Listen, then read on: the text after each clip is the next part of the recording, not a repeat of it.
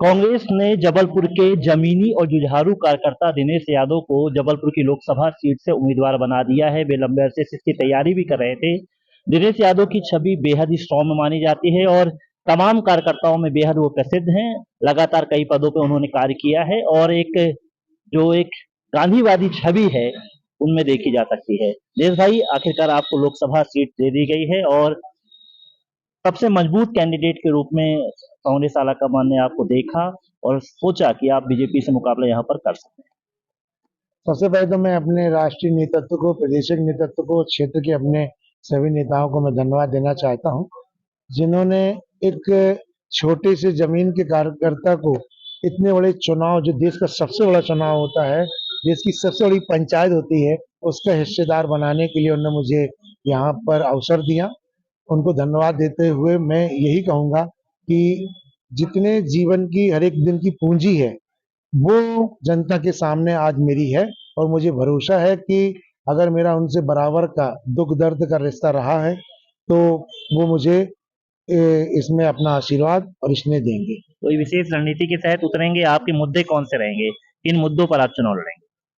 मुद्दे तो ये लोकसभा चुनाव, मेंबर ऑफ पार्लियामेंट्स का, तो इसमें तो राष्ट्रीय स्तर के मुद्दे काम करते हैं, पर बहुत कई बार अलग अलग क्षेत्रीय मुद्दे मुद्दे भी इसमें अपने कार्य करते हैं। मैं तो यही आम जनता से, जबलपुर की लोकसभा विधानसभा में के मतदाताओं से कहूंगा कि आपने विगत 3 दशक से भारतीय जनता पार्टी के सांसद बनाया है।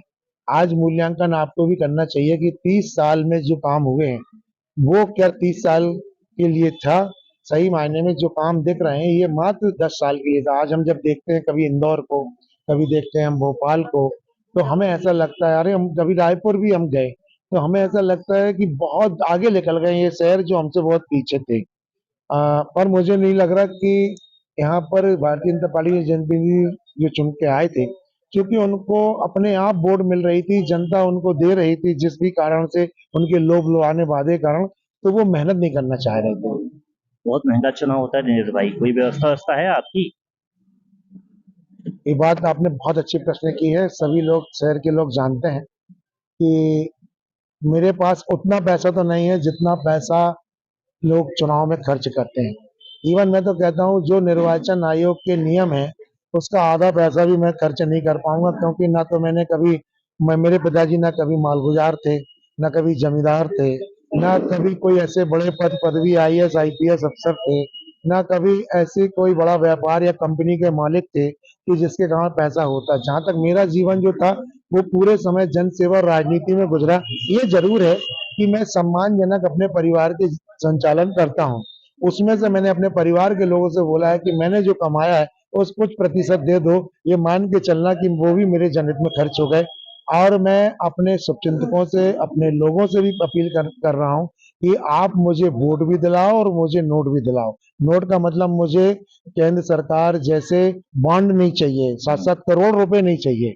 मुझे तो जो जरूरत है उतने चाहिए। अगर कोई 1 रुपये भी अगर पार्टी की मदद करेगा तो वो भी स्वीकार है, पर हम, मुझे 100 रुपए से ज्यादा भी नहीं चाहिए, क्योंकि हमारे राष्ट्रीय अध्यक्ष जी ने कहा है कि हमारे बैंक में तो सीज कर दिया गया है। हमारे नेताओं को ये जानबूझ के केंद्र की भारतीय जनता पार्टी सरकार ने किया, ताकि कांग्रेस चुनाव में पूरे तरीके से ना उतर पाए। एक तरफ 7,000 करोड़ रुपए जिसके खाते में जमा है और उसके बैंक के खाते सीज नहीं है, एक तरफ वो है, और एक हमारी कांग्रेस है कि जहां 1,000-1,200 करोड़ रुपया था, तो वहां भी उन्होंने सीज करा के बंद कर दिया गया। तो ये सारी चीजें हैं, वो जनता के सामने हैं, और मुझे भरोसा है कि जनता पूर्णतः मेरा साथ देगी और मेरे को आशीर्वाद देगी। अब लंबे अरसे तक जिला कांग्रेस के अध्यक्ष भी रहे, इसलिए आपका कार्यकर्ताओं में जैसे ही आपकी टिकट की घोषणा हुई, उत्साह हम लगातार देख रहे हैं और बहुत पहले से आपकी बधाइयां मिलना शुरू हो चुकी थी और आखिरकार वही हुआ। तो किस तरह से और भी संगठित करेंगे, क्योंकि आपके एक पुराने जो अध्यक्ष हैं वो तो बीजेपी में जा चुके हैं, अब सौरभ नाटी शर्मा बने हैं, तो इस कार्यकर्ताओं को भी संगठित करना और इन मौके पर, खासकर चुनाव के मौके। सौरभ शर्मा जी को बहुत बहुत बधाई। वो एक जमीन के कार्यकर्ता हैं और उन्होंने सड़कों पर बहुत लड़ाई लड़ ली है, और वर्तमान में कांग्रेस की को ऐसे जमीनी कार्यकर्ता के व्यक्ति की जरूरत भी थी।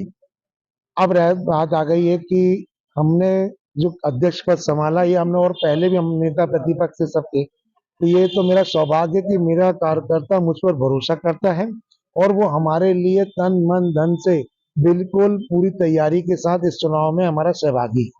बहुत जोश रहेगा इस बार मतलब चुनाव में माना जाए, क्योंकि अभी दिख भी रहा है जैसे ही आपकी टिकट घोषणा हुई। बाकी चीज तो मैं ईश्वर पर छोड़ता हूँ, परंतु 4 जून को जो रिजल्ट आएंगे वो अप्रत्याशित होंगे। तो दिनेश भाई की तैयारी अच्छी है, और जिस तरह से उनकी छवि शहर में है उससे हम कह सकते हैं कि मुकाबला एक तरफा तो नहीं होने वाला, तगड़ा मुकाबला यहाँ जबलपुर में देखने को मिलेगा। और जिस तरह से सीट घोषित की गई है, कोई हाई प्रोफाइल बाहर से कैंडिडेट को नहीं यहाँ पर सौंप दिया गया कि कांग्रेस में उतार दो, एक सुलझे हुए कार्यकर्ता को ही टिकट दी गई है। तो एक अच्छी रणनीति के तहत कांग्रेस ने यहाँ पर टिकट दी है, और अब जैसे जैसे चुनाव अभियान बढ़ेगा आपको तस्वीर भी निकलकर सामने आएगी। कैमरा पर्सन संदीप के साथ विवेक तिवारी, पंजाब केसरी, जबलपुर।